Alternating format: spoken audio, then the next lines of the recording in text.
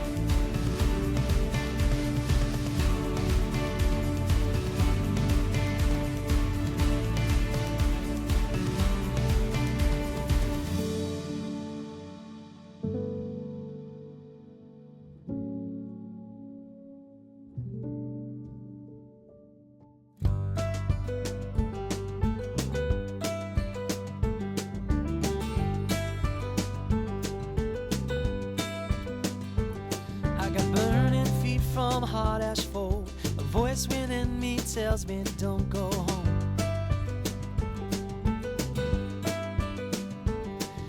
run until my feet give out. I jump a little higher to clear the ground. Every shadow of every girl, every time I turn around, I swear it's her.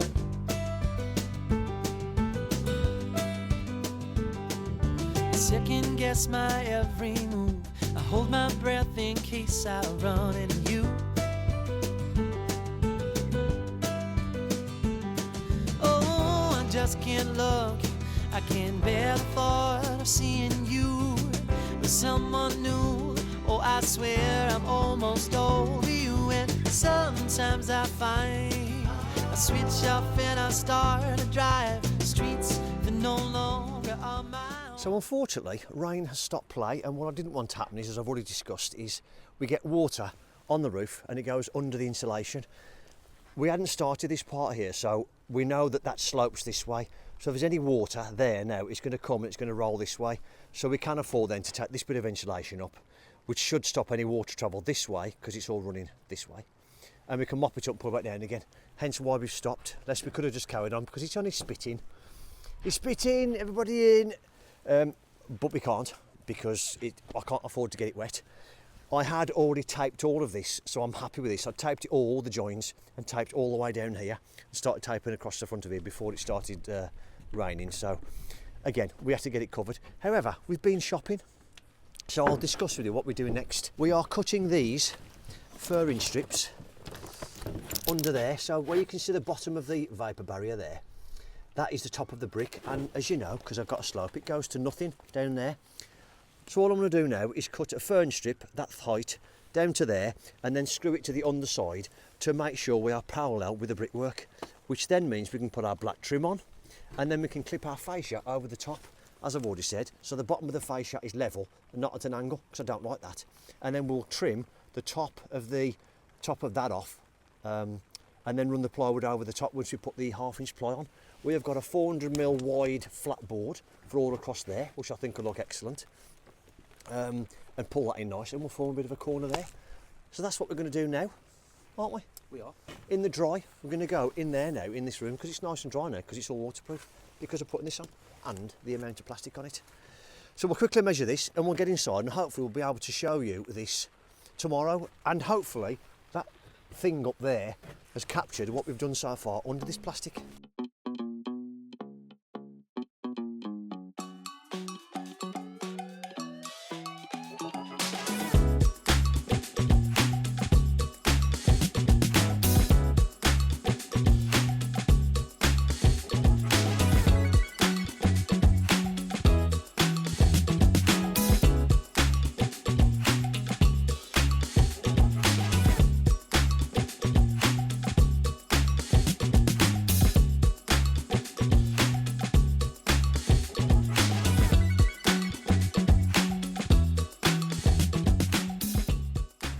Right, I haven't got the microphone on again, so it can hear me all right. All we've done, we've cut our wedges. This is the smallest one, so we thought we'd use this one. We've done the other side already. So we've cut our wedge, so we know now that this is going to be parallel to the top of the brick. This trim we put on there is top of the brick now, so the face will be nice and level. All we've done, we've just glued a trim on there already, look like that. And all we're doing now, we'll just put some pilot holes into here, all the way along. We've gunked that end, just to stick it to the underside of the deck. And then when the fascia goes on, it'll go on, it'll clip that, like that. So we know it's going to look nice and tidy. And that's why I left the 30mm overhang. Get my screws in for the upstands, and then we can cover it like this. Perfect, so we'll do that. And at least we've achieved something today in the crap weather.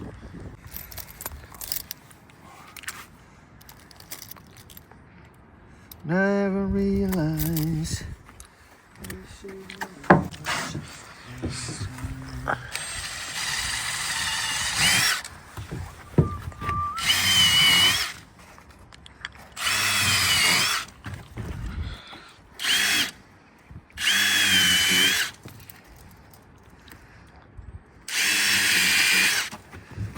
I think one more, I reckon, just there. That'll do us.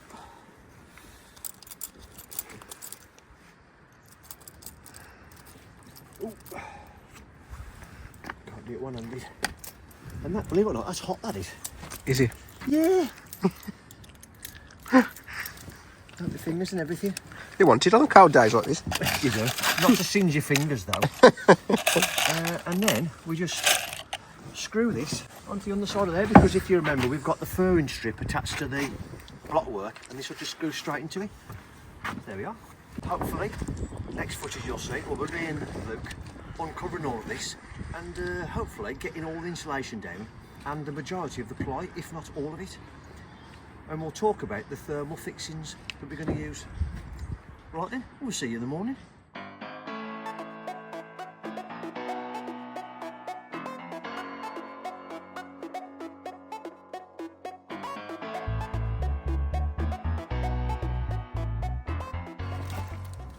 So we've uncovered it, and there is a little bit of water. But, like I said, luckily, because I taped it all, look, it's just sitting on the surface. There's been nothing has gone back here. It's just there. This is all bone dry here. This is just the join. And then Luke's idea of putting a bit of a ramp here. This is all bone dry, look. All bone dry down there. No water under there at all. That was a little bit there, but I think it's when I pulled the plastic off. That's all bone dry under there, look. So I'm pleased about that. We'll take that bit off there and we'll just give that a wipe.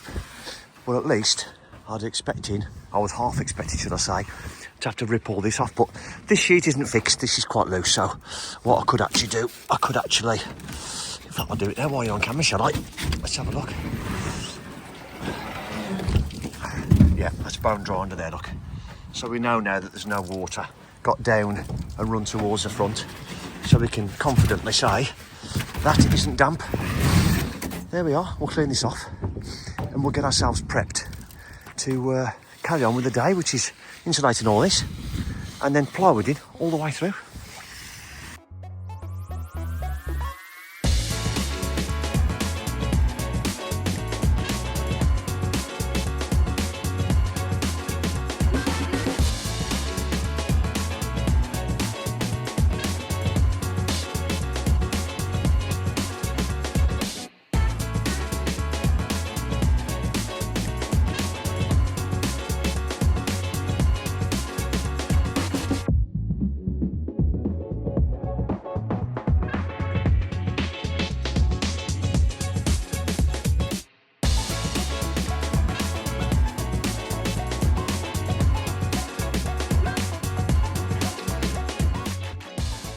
So you find us insulation all finished, and we're hoping that that camera has caught it all. It's a bit of a pain up under there, but we're having in discussions at the minute with the Sinofil person that's doing the roof for us, and Luke's come up with a great idea. I mean, I've come up with a great idea. Come up with a good idea of potentially plywooding like you would do if you're sticking a flat roof against a pitch roof anyway. However, this is a bit lower. Of just plywooding that all the way through and going up and then up the face and then onto the roof like that instead, and blocking off these side pieces. So I've sent him a video. He's asked me heights and things, and he's going to get back to me. So hopefully that might be a good idea. All we're doing now, we're just having an absolute dry all over now. Like I said earlier, we were really lucky with the water. It didn't really get into the roof at all, other than a few little bits. We've mopped it all up. We've mopped all this off now. Luke's just doing that now. We've took this plastic off. It was just a bit moisture under there, really. That's just sweating a little bit. And once that's done, we're happy that all the tape's still on. So the water hasn't got in the tape. Look, it's all still on. Lovely. There's a little bit down there. I'll put a bit of extra tape on. And now we're going to start plywooding. So we'll get the plywood up and we'll get all this fixed in. And I'll talk to you after that about the thermal break fixings. And then also, hopefully, we've been in touch with the Sinofil fitter, and he can tell us, and we can discuss what we're going to be doing here. So there we are. Go on, Danielson. Wax on, wax off. I know the pirates felt now scrubbing the deck. I'm sure they would have used a mop though, wouldn't they? Probably. Or do they used to use their hands?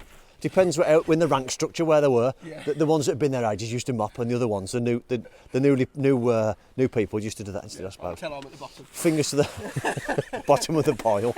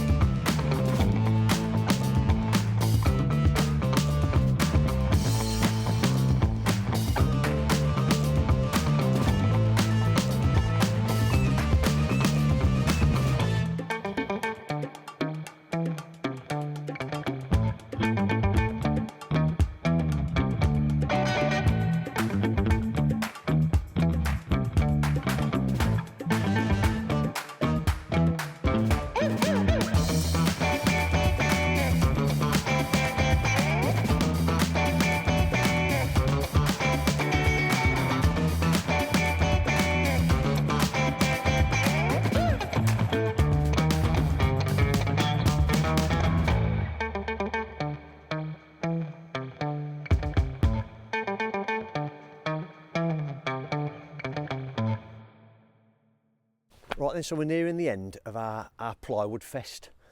We haven't got an answer yet on what the Sarnafil fitter wants to do here. So we're just going to get these 2 pieces of ply and get our fixings on either side. We've maintained our pivot point, so we've got our fern strip either side. And now what I want to show you is just the fixings that we're using to hold these down, because you can see black dots everywhere. I'll just show you what they look like and the process you have to go through to fit them in, which is quite simple, but I'll show you anyway. So, ultimately, the manufacturers say it's 12 of these per board, per 8x4 sheet. Always allow yourself a couple more, because you can't always guarantee that, that you're going to hit where you want to hit. For example, if you see down the end there where they've got an extra rip all down the side there, we've had to put extra ones in to catch the board.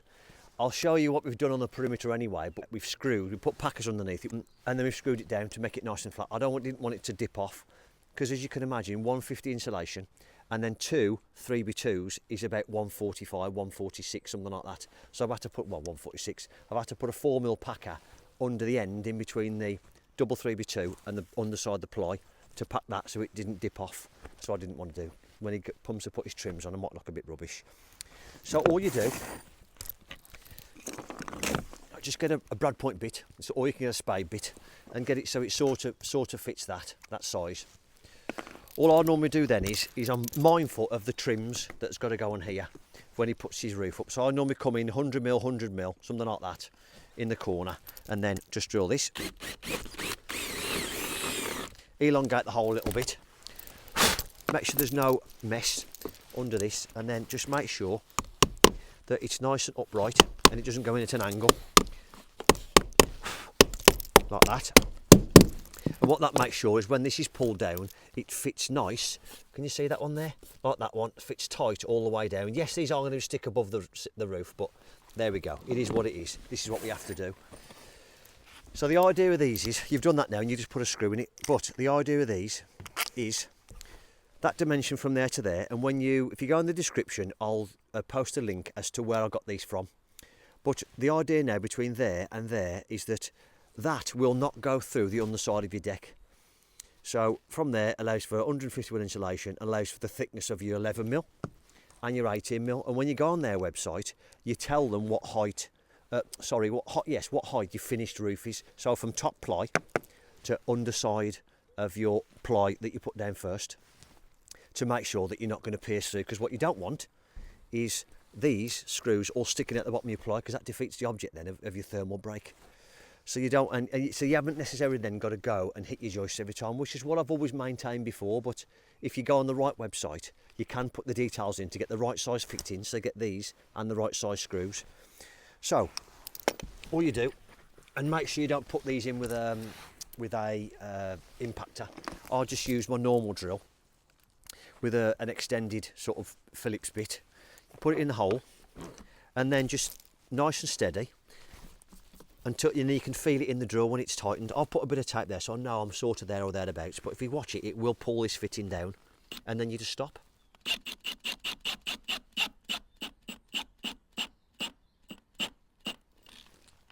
That's it. And you don't go any more than that, because if you go any more than that, it just spins and your fixing's no good. So there we are. We've got another 3 to put in this board, and then we've got to do the one behind us to complete that.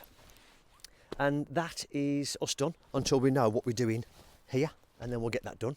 And then hopefully, fingers crossed, on Friday, today's Wednesday, he's going to come and cover it for us. And once we've done that, we can then order our lantern, because they need a finished roof external size. And we can get our glass light ordered.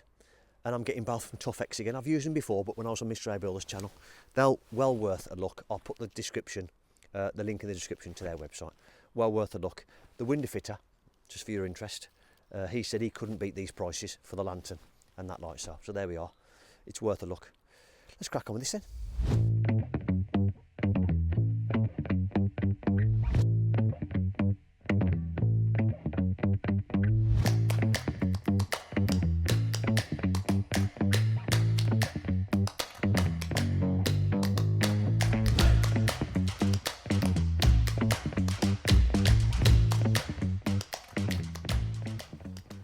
So we start our day rather fresh.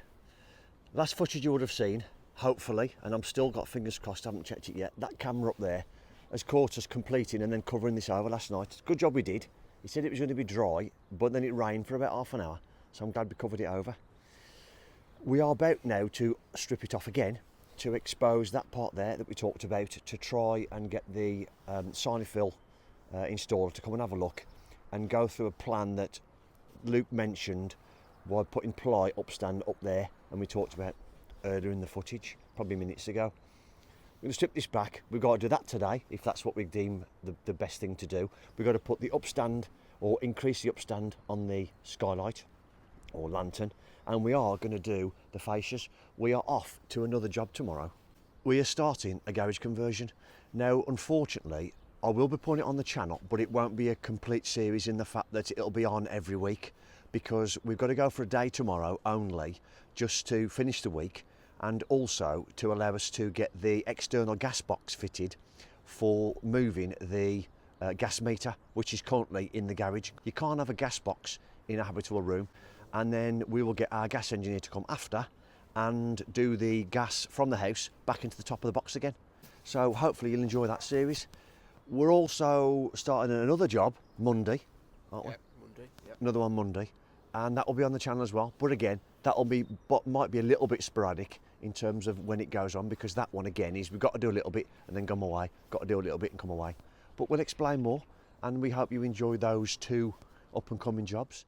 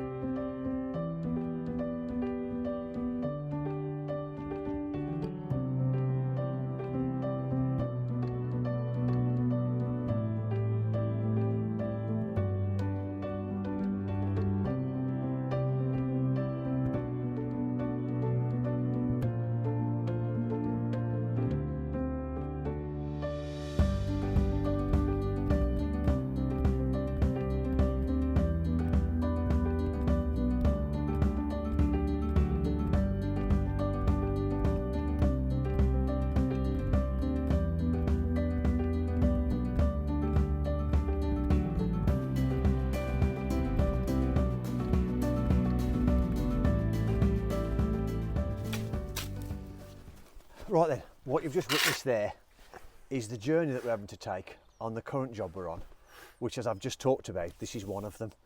And, well, I'm not going to tell you how much my body's aching, if I'm honest, and I'm sure you're the same, aren't you? Fit as a fiddle, I am. So we're having to carry half a mix of concrete down the wheelbarrow to then form these footings all the way around here for this area we're doing now. So this is the end of the episode now. So don't forget to like and subscribe if you're interested in what we've just done, or you're interested in what we're doing now. This will be on the channel in the next couple of weeks, I reckon, because there's another episode after this one to finish the roof off, where we'll be looking at fascias, looking at what we're going to do on that upstand to tile it all in, where I'll probably get it tiled in as well. And you'll see the rubber roof going on, or the Sinofil roof going on, which I believe is PVC. So I hope you enjoyed that one. See you on the next one.